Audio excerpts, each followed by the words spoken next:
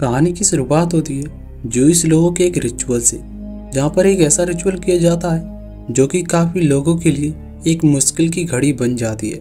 और ये रिचुअल करने के बाद वहाँ के सभी लोग मार दिए जाते हैं।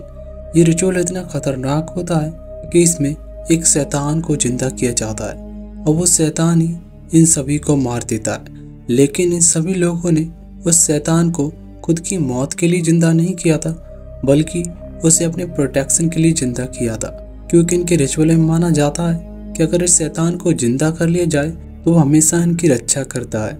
और इसी वजह से जिस लोग इस रिचुअल को करते हैं, लेकिन ये रिचुअल इन पर ही भारी पड़ जाता है और वो रिचुअल से जिंदा हुआ शैतान वहीं पर कई लोगों को मार देता है। तभी हम एक बच्ची को देखते हैं जो कि जूइश बच्ची होती है और वो उस शैतान को मार देती है। और फिर सीन शिफ्ट होता है और हम एक हैना नाम की औरत को देखते हैं जो कि इस गांव में काफ़ी टाइम से रह रही होती है, लेकिन उसका बच्चा होता है वो अभी मर जाता है और उसे इस बच्चे के मरने के गम में काफ़ी दुख होता है और इसी वजह से वो काफ़ी दुखी रहने लगती है। तभी हम एक औरत को और देखते हैं जिसके पास हैना होती है। हैना उससे पूछती है कि उसका बच्चा ऐसे क्यों मर गया, लेकिन वो कोई भी जवाब नहीं देती और हैना वहाँ से चली जाती है। फिर हम हैना के पति को देखते हैं जिसका नाम हेनरी होता है और हेनरी अकेला बैठा होता है क्योंकि हेनरी का बच्चा मरने के बाद हेनरी भी काफ़ी दुखी हो जाता है और उसे लगता है कि अब वो कभी पिता नहीं बन सकता, क्योंकि इतने सालों बाद उनका एक बच्चा हुआ था वो भी ऐसे मर जाता है। तभी हम हैना को देखते हैं जो कि अकेले खड़ी होती है और यहाँ से सीन शिफ्ट होता है और हैना दूसरी जगह आ जाती है जहाँ पर कई लाशें बिछी होती हैं।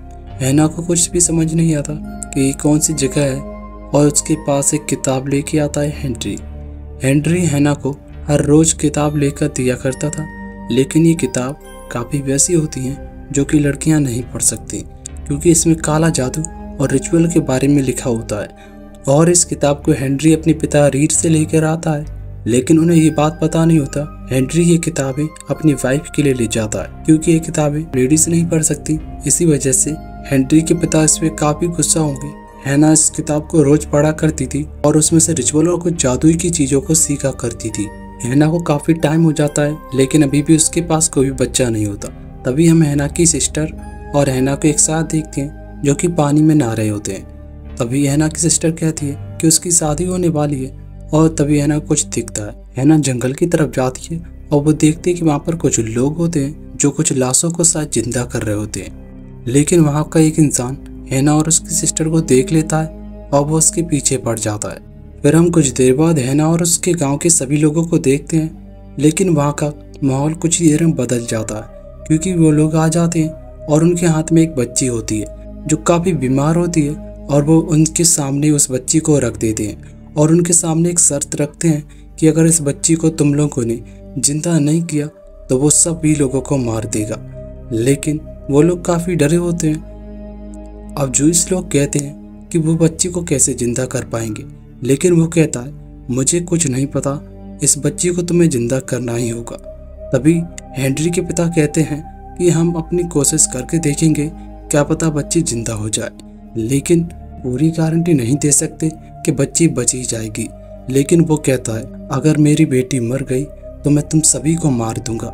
फिर हम हेनरी के पिता को देखते हैं जो अकेले में बैठकर सोच रहे होते हैं कि अब इस बड़ी मुसीबत से कैसे निकला जाए। उन्हें लगता है कि अगर उन्होंने रिचुअल किया तो फिर से तबाही आ जाएगी।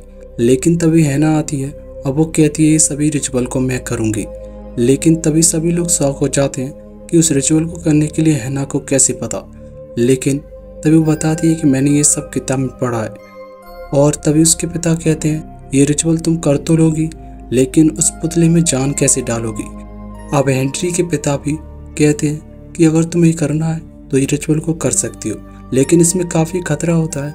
जो रिचुअल करता है कभी कभार उसे अपनी जान देनी पड़ती है। लेकिन हैना इस बात से बिल्कुल नहीं घबराती और अपनी जान देने के लिए तैयार हो जाती है। फिर हैना हेनरी के पिता से पूछती है कि इस रिचुअल को करने से पहले मुझे क्या करना पड़ेगा। तभी हेनरी के पिता बताते हैं कि तुम्हें कुछ नहीं करना, बस तुम्हें एक मिट्टी का पुतला बनाना है और उसके बाद जो कुछ भी होगा वो पुतला ही करेगा। और वो कह देते हैं कि अगर तुम्हें रिचुअल करना है तो कर सकती हो। लेकिन हेनरी काफ़ी गुस्से में आ जाता है और वो हैना को पकड़ के वहाँ से निकाल देता है। तभी हैना को पता चलता है कि उसकी सिस्टर काफ़ी बीमार हो चुकी है, क्योंकि उसके पेट में जो बच्चा था वो उसकी लात मारने से मर चुका है और अब उसे बाहर जाना होगा। लेकिन उसने तो बाहर जाने से मना कर दिया है और उसकी अब यहाँ पर मौत ही हो सकती है। लेकिन तभी हैना रोने लगती है और वो कहती है कि मैं तुम्हारी मदद ज़रूर करूँगी।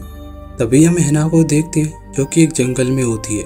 वो मिट्टी का एक पुतला बना रही होती है जिसमें वो जान फूंकने वाली होती है। वो उसी मंत्र को पढ़ती है, लेकिन वो जब देखती है कि अभी तक तो पुतला में कोई भी जान नहीं आई होती और वो उस पुतले के चारों तरफ आग लगा देती है जिससे उस पुतले में जान आ जाए, लेकिन उस पुतले में कुछ भी ऐसा नहीं होता। तो हैना काफ़ी निराश हो जाती है। अब हैना को लगता है कि उसका किया हुआ जादू बेकार हो गया। इस वजह से हैना निराश होकर काफ़ी दुखी बैठ जाती है। फिर हम हेनरी को देखते हैं जो कि हैना की उदासी नहीं देख सकता। अब वो हैना से पूछता है कि तुम्हें क्या हुआ है, तब हैना उससे मना कर देती है। जिसके अगले दिन हम फिर हैना को उसी जंगल में देखते हैं और हैना उस पुतला को देखने जाती है। तभी वहाँ पर कुछ लोग आ जाते हैं और ये वही होते हैं जिन्होंने हैना की सिस्टर के पेट पर लात मारी थी। अब वो हैना को पकड़ने लगते हैं, लेकिन तभी क्या होता है, कुछ अजीब सा होने लगता है। जो लोग उसे पकड़ रहे थे उन्हें कोई मारने लगता है और उन सभी को इतनी बुरी तरह से मारता है कि उनकी लाश वहीं की वहीं फट जाती है। तभी हैना को जंगल में एक बच्चा मिलता है जिसे देखकर उसे लगता है कि ये वही पुतला है। जब वो पुतले को देखने जाती है तो वहाँ पर वो नहीं होता और हैना को शक हो जाता है कि ये वही बच्चा है जो उसने जिंदा किया था। और फिर हम देखते हैं कि हैना उस बच्चे को अपने घर पर ले आती है और उसे एक जगह छुपा देती है। लेकिन ये बात उसके पति हेनरी को बिल्कुल भी नहीं पता थी कि हैना ने इस रिचुअल को करके ये बच्चा बना दिया है। तभी वहाँ पर वही लेडी आ जाती है जिसने इस रिचुअल के बारे में हैना को बताया था। वो कहती है हैना से कि तुमने ये रिचुअल करके इस बच्चे को तो बना लिया है, लेकिन ये काफ़ी खतरनाक भी हो सकता है क्योंकि हमारी रक्षा करने की बजाय हमें मार भी सकता है। तो तुम्हें इसे ख़त्म करना होगा। लेकिन हैना इसके लिए तैयार नहीं होती। वो बताती है कि तुम्हें इसे ख़त्म करने के लिए इसके मुंह के अंदर से एक पिन को निकालना होगा जिससे ये मर जाएगा और इसके अलावा ये किसी से नहीं मर सकता।